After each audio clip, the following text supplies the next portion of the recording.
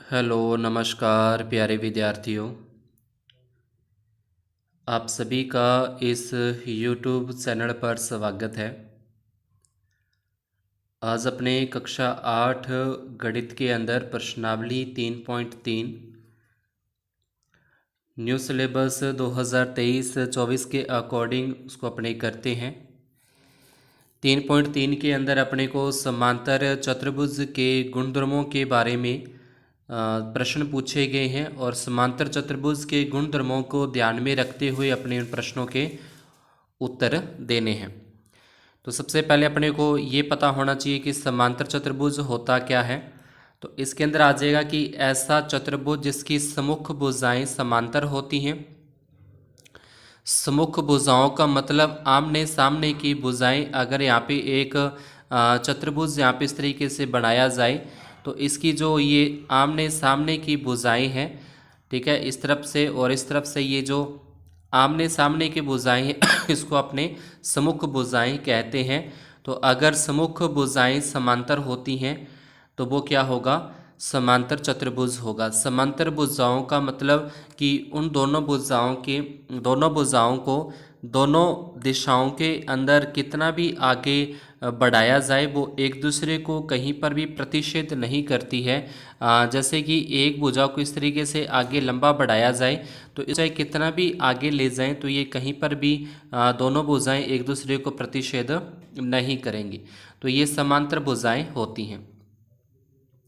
समांतर चतुर्भुज के गुणों की अगर अपने बात करें, क्या क्या उसकी क्वालिटीज़ होती हैं समांतर चतुर्भुज की, तो इसकी पहली आ जाएगी कि सम्मुख रेखाएं जो होती हैं, यूँ कह लें कि सम्मुख भुजाएं होती हैं वो बराबर माप की होती हैं। सम्मुख कोण है वो भी बराबर माप के होते हैं।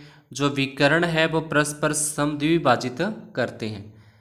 तो ये तीन इसके गुण हैं। भुजाएं बराबर माप की होती हैं, सम्मुख कोण बराबर माप के होते हैं और विकर्ण भी परस्पर समद्विभाजित करते हैं। समद्विभाजित का मतलब कि एक दूसरे को बराबर बराबर काटते हैं।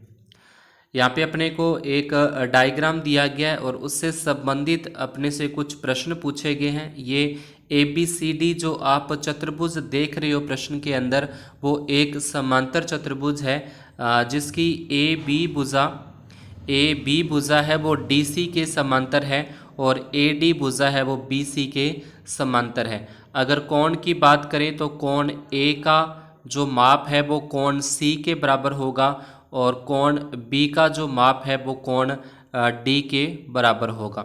यानी कि आमने सामने के कोण या सम्मुख कोण है वो बराबर होते हैं।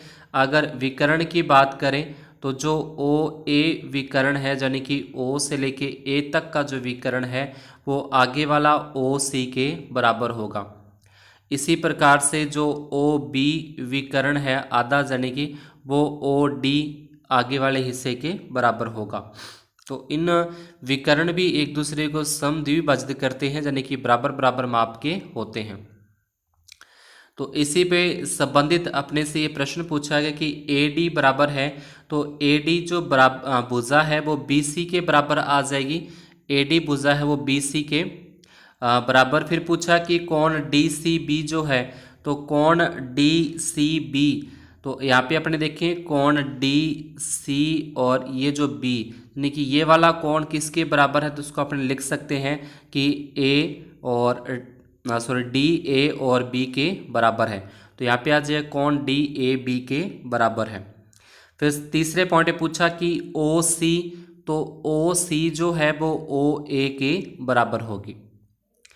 इसी प्रकार से फिर जो दो कोणों का मान अपने से पूछा है कि कोण DAB और कोण CDA, तो एक तो अपने को DAB का पूछा है यानी कोण DAB का, और एक अपने से पूछा है कोण CDA का। तो दोनों कोणों का मान अपने से यहाँ पे पूछा है कि ये दोनों कोण है वो कितने डिग्री के होंगे। तो ये दोनों के दोनों आसन कोण हैं, इसको अपने आसन कोण कहते हैं। और आसन कोण होते हैं वो क्या होते हैं, 180 डिग्री के होते हैं। तो इसके बराबर में क्या आ जाएगा, 180 डिग्री। नहीं, कोई भी एक अगर अपने पास चतुर्भुज इस तरीके से बना हुआ है, इसके अंदर ये कोण अपने को A B C और D, और यहाँ पे प्रश्न में पूछा गया कि कोण ए और कोण डी, तो ये दोनों आसन कोण होते हैं। आसन कोण युग्म 180 डिग्री का होता है, या इसको अपने संपूरक कोण भी कहते हैं। इसी प्रकार से ए और जो बी है ये भी आसन कोण है, ये भी संपूरक होंगे। बी और सी ये भी आसन कोण है, तो ये भी संपूरक यानी कि 180 डिग्री के होते हैं। इसके बाद नेक्स्ट अपना आता है दूसरा प्रश्न। इसके अंदर जो भी अपने को डायग्राम दे रखे हैं उस डायग्राम के अंदर एक्स वाई जेड के मानों को ज्ञात करना है। तो पहले चित्र के अंदर अपने को एक समांतर चतुर्भुज यहाँ पे दिया गया है। तो समांतर चतुर्भुज के जो सम्मुख कोण होते हैं, आमने सामने के जो कोण होते हैं उनकी माप बराबर होती है। तो यहाँ पे देखें y के जो सामने है, y के सामने 100 डिग्री है, तो y का मान आ जाएगा 100। और x और z ये आमने सामने है, x और z, तो ये दोनों भी बराबर होंगे।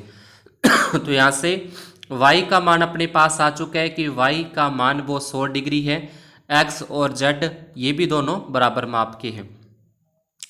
इसके बाद अपने को चतुर्भुज के चारों अंत्य कोणों का जो योग वाला सूत्र है वो इसमें लगाना पड़ेगा कि चतुर्भुज के चारों अंत्य कोणों का योग 360 डिग्री होता है। चारों कोण अपने को दे रखे हैं x और प्लस वाई प्लस जेड और प्लस में 100 डिग्री।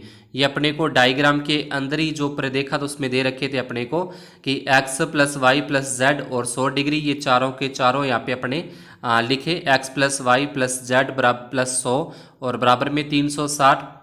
अब y का मान भी अपने ऊपर 100 डिग्री निकाल चुके हैं, तो ये दोनों 100 प्लस 100 करेंगे, तो 100 प्लस 100 करने पर ये अपना हो जाएगा 200। 200 का पक्षांतरण करेंगे तो इस तरफ आके हो जाएगा माइनस का 200। और इसके बाद 360 में से 200 माइनस करेंगे 160 आ जाएगा। और यहाँ पे x और ये x जुड़ के हो जाते हैं 2x, और ये जो 2 गुणा में था गुणा वाली संख्या आ जाएगी भाग में। 160 में 2 का भाग देंगे तो 80 डिग्री x का मान आता है। तो x का मान 80 डिग्री है तो z का मान भी 80 डिग्री ही होगा। फिर सेकंड पॉइंट के अंदर अपने को एक समांतर चतुर्भुज दे रखा है। इस समांतर चतुर्भुज के अंदर भी जो सम्मुख कोणों की माप है वो क्या होगी, सम्मुख कोणों की माप है वो होगी बराबर होती है। तो सम्मुख कोणों की बात करें तो यहाँ पे y और x दोनों आमने सामने हैं, तो ये दोनों बराबर माप के होंगे। और ये a और 50 ये दोनों आमने सामने हैं, तो ये भी बराबर माप के होंगे। तो यहाँ लिखा जाएगा a बराबर 50 डिग्री और x बराबर y। चतुर्भुज के चारों जो अंत्य कोण होते हैं उनका योग 360 डिग्री होता है। तो इसमें आ जाएगा अपना a plus y plus 50 plus x बराबर 360। यानी कि चतुर्भुज के जो अंदर कोण बन रहे हैं चारों, a उसके बाद y उसके बाद 50 और फिर लास्ट में क्या आ जाएगा अपना x आ जाएगा, और बराबर में 360 डिग्री होता है इनका योगफल चारों कोणों का। a का मान 50 डिग्री है, x की जगह y की जगह पे x 50 का 50 और x, क्योंकि यहाँ पे पुनः पर लिख चुके हैं कि a बराबर 50 डिग्री है और x बराबर है y के। अब 50 और 50 को प्लस करेंगे तो ये हो जाएगा 100 डिग्री, और x और x को प्लस करेंगे तो ये हो जाएगा 2x। यहाँ से जो प्लस का 100 डिग्री का पक्षांतरण करेंगे तो इधर आके हो जाएगा माइनस का 100 डिग्री। 360 में से 100 माइनस करेंगे 260 बचेंगे। और यहाँ पे जो 2 गुणा में था गुणा वाली संख्या आ जाएगी भाग में। 260 में 2 का भाग देंगे तो 130 डिग्री, यानी कि जो x का मान है वो अपना होगा 130 डिग्री, और जो y का मान है वो भी क्या हो जाएगा 130 डिग्री। उसके बाद एक अपने पास z का मान बचता है, जो बाहर की तरफ यहाँ पे डायग्राम में z दे रखा है, तो इसको अपने एक रेखिक युग्म बोलते हैं। इस तरीके का जो कोण होता है, एक अंदर की तरफ कोण हो और एक बाहर की तरफ कोण बनाता है, तो उसको बोला जाता है रेखिक युग्म। और रेखिक युग्म के दोनों कोणों का योग होता है 180 डिग्री। तो यहाँ पे a का मान अपने को दे रखा है 50 डिग्री, 50 इसमें से माइनस कर देंगे तो z का मान अपने पास आ जाएगा 130 डिग्री। तो इस तरीके से यहाँ पे सॉल्व किया गया है। रेखिक युग्म बराबर 180 डिग्री, a प्लस जेड बराबर 180। a का मान अपने को पता है कि 50, 50 का पक्षांतरण करेंगे तो माइनस का 50 हो जाएगा, 180 में से 50 माइनस कर देंगे तो 130 डिग्री बचेगा। और इस तरीके से ये जो अपना तीनों एक्स वाई जेड के जो मान है वो आ जाते हैं। इसके बाद तीसरे प्रश्न के अंदर अपने को, तीसरे प्रश्न में यहाँ पे देखें तो तीसरे प्रश्न के अंदर अपने को दे रखा है एक्स वाई के मान यहाँ पे ज्ञात करने हैं, एक्स वाई जेड के। और यहाँ पे एक 90 डिग्री का कोण है, यानी कि एक्स का मान तो हो जाएगा 90 डिग्री, ये 30 अपने को दे रखा है और वाई का मान पहले ज्ञात कर लें। तो ये एक बनता है त्रिभुज, और त्रिभुज के तीनों कोणों का योग जो होता है वो 180 डिग्री होता है, यानी कि x plus y plus 30 degree बराबर 180। x का मान समकोण है इसलिए 90 डिग्री आ जाएगा, y प्लस 30 बराबर 180 डिग्री।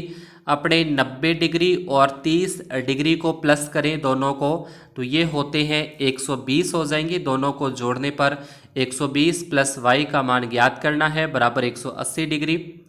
120 डिग्री का अपने पक्षांतरण कर दें, ट्रांसफ़र कर दें तो ये माइनस का 120 हो जाएगा, प्लस का है तो माइनस का 120। इसके बाद 180 में से 120 डिग्री को अगर माइनस किया जाए तो अपने पास बचते हैं 60 डिग्री, यानी कि y का मान क्या आ जाएगा, 60 डिग्री आ जाएगा। इसके बाद इस तरीके से एक एकांतर कोण होते हैं, इस तरीके से जो आकृति बनती है इसमें क्या बोलते हैं, इसको अंत्य एकांतर कोण। अगर ये 60 डिग्री का है तो इधर वाला भी 60 डिग्री का होगा, यानी कि z का मान है वो भी 60 डिग्री होगा। अंत्य एकांतर कोण बराबर माप के होते हैं, x बराबर y, तो यहाँ z बराबर y और z बराबर आ जाएगा 60 डिग्री। तीसरा उसके बाद जो चौथा पॉइंट था, चौथा पॉइंट के अंदर अपने को एक्स वाई जेड के मान ही इसके अंदर ज्ञात करने हैं। तो सबसे पहले वही लाइन लिखी जाएगी कि समांतर चतुर्भुज के सम्मुख कोण बराबर माप के होते हैं, यानी कि 112 डिग्री है वो y के बराबर है, तो y बराबर यहाँ से आ जाएगा 112 डिग्री। इसके बाद अगर अपने बात करें त्रिभुज ए सी डी के अंदर, यानी कि जो यहाँ पे आप त्रिभुज बन रहा है, एक त्रिभुज इस तरीके से, इस त्रिभुज के अंदर ए सी डी के तीनों कोणों का योग 180 डिग्री होता है। इसमें अपने को कोण ए का मान दे रखा है 40 डिग्री, कोण सी का मान है x और कोण डी का मान है y और बराबर में 180 डिग्री। 40 आ जाएगा, x का मान ज्ञात करना है, y का मान अपने यहाँ पे पता कर चुके हैं कि y का मान 112 डिग्री है बराबर में 180 डिग्री। 40 और 112 को प्लस किया जाए तो 140 और 12 को प्लस करेंगे 152 डिग्री होता है। इसका पक्षांतरण यहाँ से कर दिया, 152 का अपने पक्षांतरण करेंगे तो ये हो जाएगा माइनस के 152। 180 में से 152 माइनस किए जाएँ तो 28 डिग्री बचते हैं, यानी कि x का मान अपने पास क्या आ जाएगा, 28 डिग्री। उसके बाद x का मान ज्ञात हो चुका है, अब अपने को z का मान बताना है। तो ये होते हैं अंत्य एकांतर कोण, यानी कि इस तरीके से आकृति बनी है तो इसको भी अपने अंत्य एकांतर कोण कहते हैं। तो ये x और ये z हो जाएगा, ठीक है, और या इसको अपने शीर्षाभिमुख भी कह सकते हैं।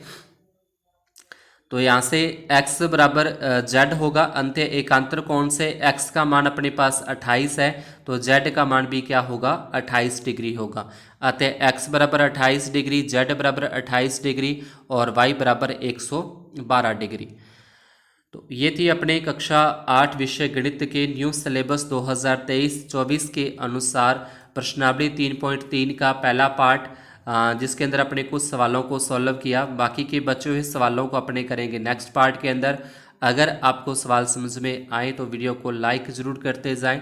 चैनल पर नए हो तो सब्सक्राइब करके बेल आइकन को ऑल पर सेट कर दें, ताकि जिससे नेक्स्ट वीडियो जैसे ही अपलोड होती है उसको नोटिफिकेशन आपको मिलता रहे। धन्यवाद, शुभ।